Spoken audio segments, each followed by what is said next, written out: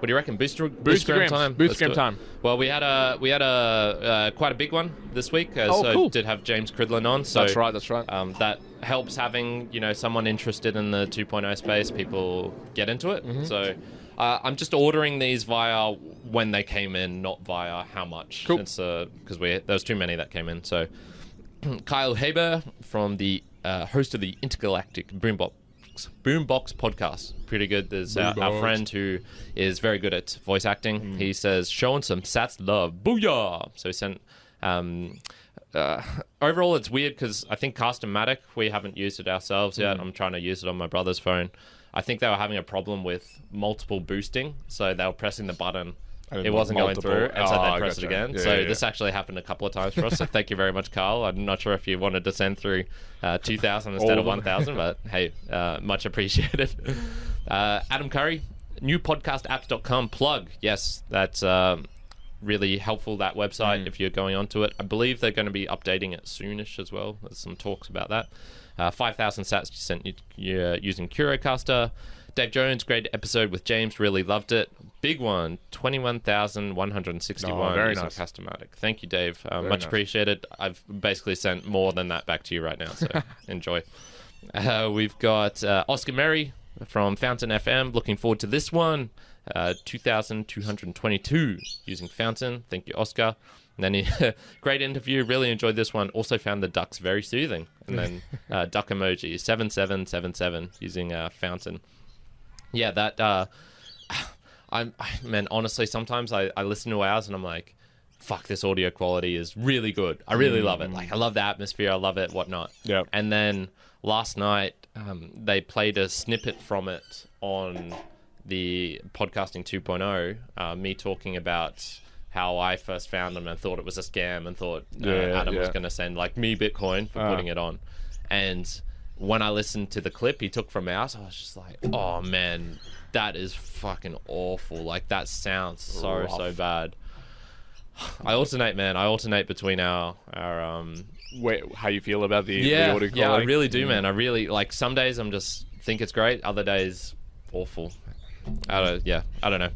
Anyway, Peter with an Peter. A. The Australian Joe Rogan. Take my sats. I actually wouldn't say that, man. I would say if you're looking for the one closest to the Australian Joe Rogan, Jace. would be Jace from the Gypsy Tales podcast. His studio is set up very like it. The length of time he goes from how he starts it off. The only difference, I guess, is he is very interested in motorsports, and so most of his guests are motocross related. Although but it's like Joe Rogan being, UFC mixed martial. In a way, I would say it's slightly more focused in that case. So if you want the Australian Joe Rogan, I'd go over there. But hey, man, I appreciate the analogy anyway. It's makes me feel good. So Peter, now this time it's Peter the Slav. And he says 500 sent using Podfriend, and he just did a thumbs up emoji. Thank you, Peter the Slav. So this is when we were discussing his Slavic origins. And then here we go. Peter the Slav from Scandinavia. So sexy gorilla time. I think I actually dated that girl in high school. 2,000 cent using Podfriend. So I'm guessing that means he's Canadian. I've actually tried researching where he found us from. There's two guys on the Mastodon with the name Pete R with an A, so I'm guessing he's one of them. So I'm guessing he's sort of like a no agenda guy from Adam Curry's area. Somehow made it onto Podcasting 2.0, somehow made it onto us, so I'm guessing that's the connection. So all right. Peter the Slav from Scandinavia. Thank you, man. Very much appreciated. Who else we got here? So we got Oscar Murray again. Oh, sorry, this is wrong podcast. That was from Value for Value. Adam Query. I think he misspelled his own name there. Transcripts are very useful for searching in a podcast. Most apps allow searching. So this is one reason, I guess, why we would want transcripts. And I have noticed some podcast apps are good for searching, and then others are just awful. Terrible for them. It's hit and miss. You really do need to get Podverse because they do have searching of transcripts in it in their search thing. Also for the CarPlay, so definitely need to try that out on your fancy new car. Peter again. Peter, man, thank you. Thank you so much, man. This is actually a useful topic that I think we'll explore in maybe next week's Meanderings and Musings. Okay. So it says, fungibility is a useful characteristic and usefulness is what gives Bitcoin value. Nearly all non-fungible tokens have no use and therefore no value. Don't get sucked in.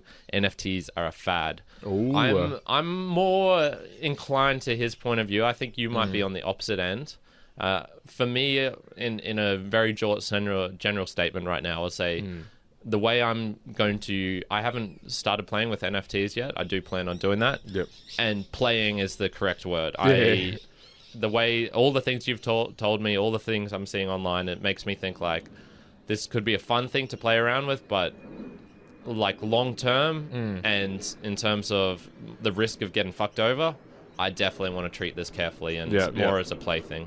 But yeah, we'll discuss that, I think, maybe in Meanderings and Musings next week. 990 cent using Podfriend. Thank you, my friend.